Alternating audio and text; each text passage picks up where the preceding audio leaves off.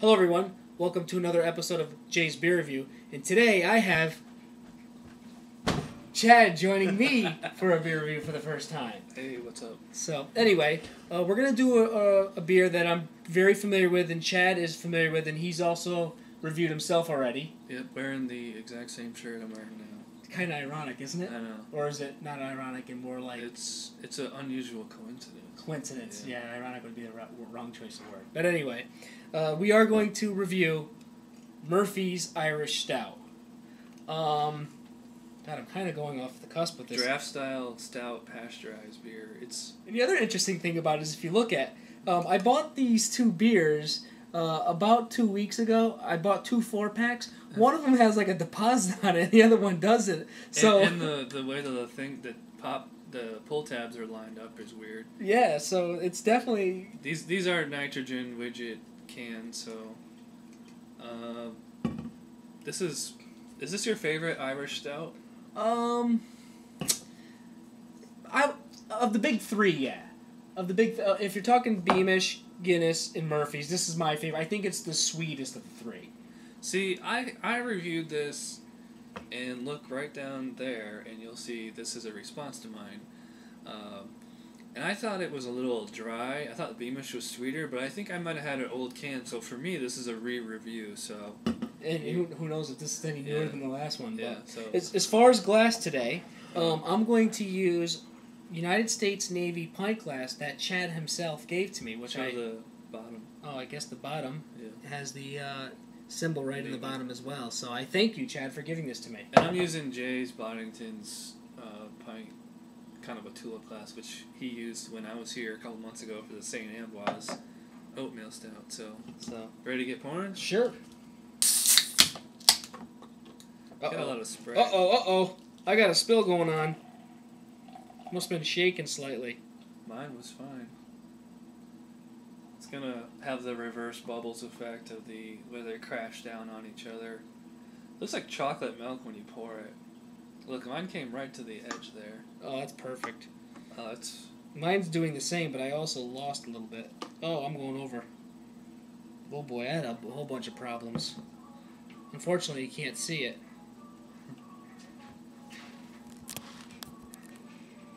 Now you can. This thing was a mess. Give us a moment so I can clean this mess up, and we'll get back to you. Somebody's messy.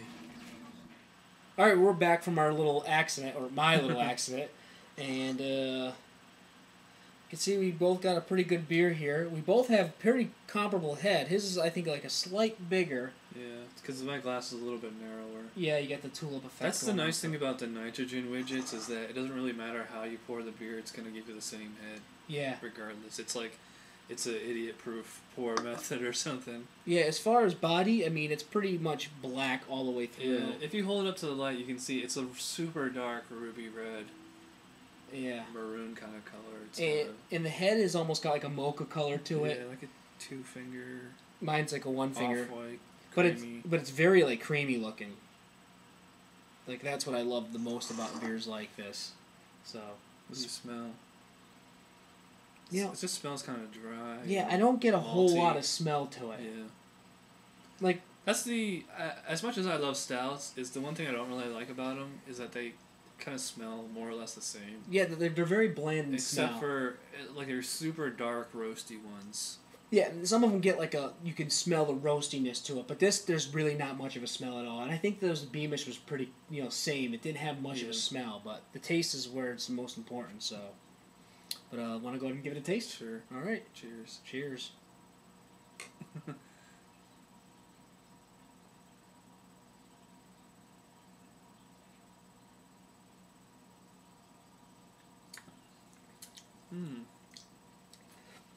It's a lot sweeter than I remember it being. Now, right off your first sip here, did you notice any difference from other than sweetness from your last one? Did it have did it not taste as old or? It has a kind of like a watery, thin kind of body, but you get the funny thing about these kind of Irish dry stouts is that you get more flavor off the aftertaste, than on while you're actually drinking it.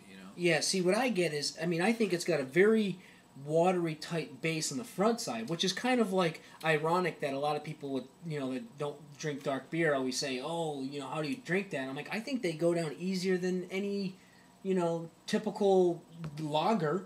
Yeah. Because they're I know it's ridiculously smooth. Yeah, it's like so smooth and watery, but the after part is where you really get your flavor. And for me, it's got a dry, bitter, swallow, but it's got a really sweet taste to it. Oh, so. yeah. I mean, I could pound this no problem. I should have done my boot in this. Yeah, I like the sweet finish on this, even though it's a little dry, but I'm noticing kind of like a chocolate and kind of coffee taste going on here. It's a little mild though. Yeah, I don't get much chocolate flavor, but I do get that coffee or nutty taste. But it is very mild. I think it's more on the sweet side than it is on the harsh coffee. But like almond. Yeah. Am I saying that? Yeah, like a roasted almond. That's the best. That's the best flavor. I mean, that's the best way I can describe it. It's like a roasted almond. So, anyway, we're gonna go ahead and drink some more of this, and get back to you in a few moments. All right. Well, we're back, and as you can see, we got just a little bit of beer here left, and we were discussing it during the break, and we were really discussing how thin the beer really is in comparison to what most people think a dark beer should and shouldn't be. Right? I mean. Anybody who's used to drinking craft beer or something other than just what Americans typically drink, you know. I don't have to explain to you. But if you're if you know nothing but American domestic beer and you see this, you go, "Oh, it's dark." Or even if all you know is Guinness. Yeah. This blows Guinness out of the water. I mean, Guinness isn't this smooth and genuinely sweet. I mean, Guinness has a somewhat complex palate, but it's also very bitter. This is. No way I would call this beer bitter. No, it's so sweet. Yeah. If anything, you could say it's got a dry, bitter finish, but is it really that bitter? No. It's not difficult to drink at all. Absolutely not. I mean, we're sitting here, look at our beers here. We probably took 4 sips each. We did more time discussing the beer than we did drinking the beer. It didn't leave any lacing on the glass, though. No, mine did a little bit, but I had a little problem with mine. So, but anyway, with no further ado, I'm going to go ahead and finish this. What are you going to attempt the same, or? Sure. All right, here we go.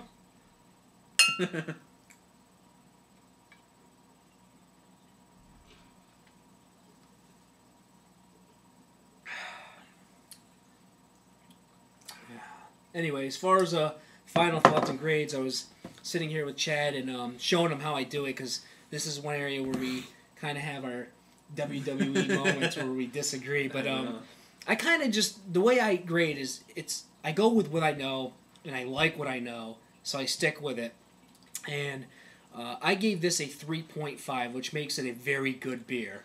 And if you double 3.5, you get a 7, which is what I would give it on my system. So I'd give it, for the first time ever, we're pretty much in agreement. Yeah, I mean, we're really comparing, apples to apples. I would call it very good. Not super great, and definitely not bad, but a nice, very good performer.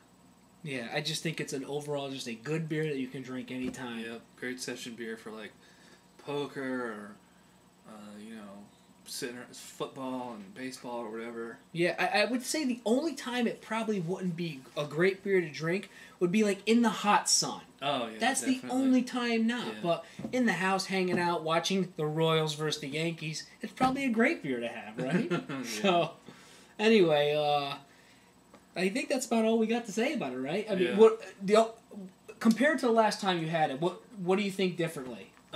It seemed to be a little bit sweeter and fresher than the one that I had, but my overall opinion is still the same.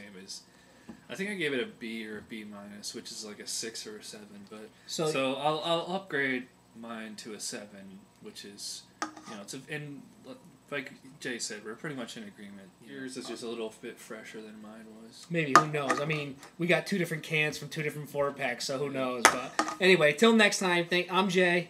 I'm Chad. And thanks for watching. Bye.